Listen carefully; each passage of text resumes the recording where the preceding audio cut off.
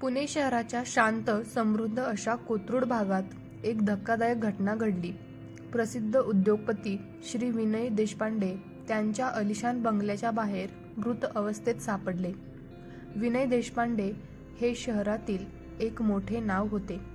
त्यांच्या मृत्यूने संपूर्ण शहरात खळबळ उडाली। तपास अधिकारी इन्स्पेक्टर विक्रम राणे या प्रकरणाचा तपास करत होते। विनय देशपांडे यांच्या शरीरावर जखमेचे कोणतेही निशाण नव्हते, त्यामुळे हा खून आहे की आत्महत्या हे कळणे कठीण होते। त्यांच्या घरात काम करणाऱ्या नोकरांनी सांगितले की त्या रात्री त्यांनी काहीही संशयास्पद ऐकले नव्हते।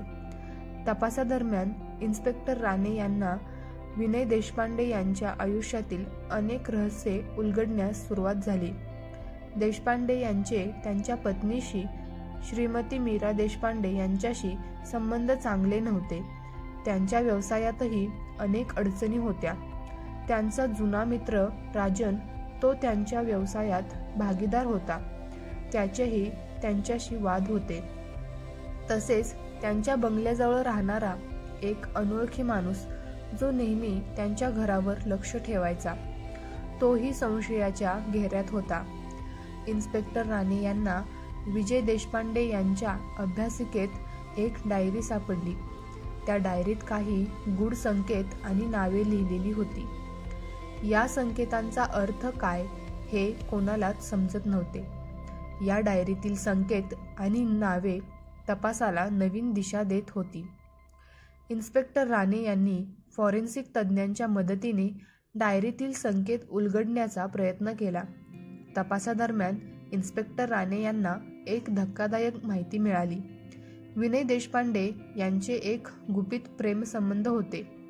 त्या महिलेचे नाव होते अंजली। अंजली ही एक तरुण, सुंदर आणि हुशार स्त्री होती।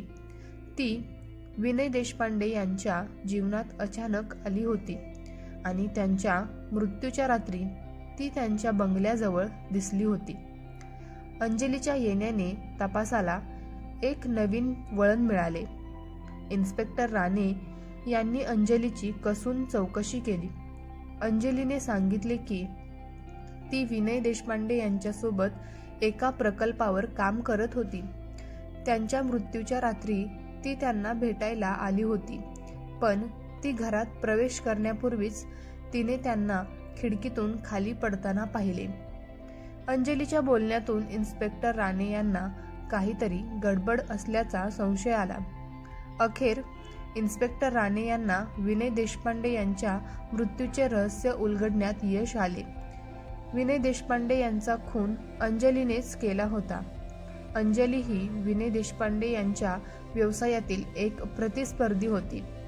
तिला विनय देशपांडे यांच्या व्यवसायातील रहस्य जाणून घ्यायची होती आणि त्यासाठी तिने त्यांना आपल्या जाळ्यात ओढले होते।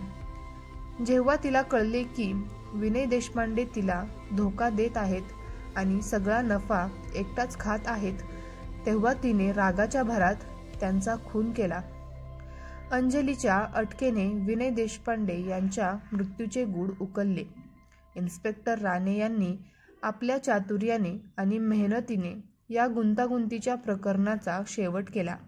बाह्यतः शांत दिसणाऱ्या आयुष्यातही अनेक रहस्ये दडलेली असू शकतात आणि सत्य कधीकधी अनपेक्षित ठिकाणी लपलेले असते। ही एक मनोरंजक कथा आहे। कथा तुम्हाला आवडली असेल तर व्हिडिओला लाईक करा आणि मराठी स्टोरी कॉर्नर चॅनलला सबस्क्राईब करा।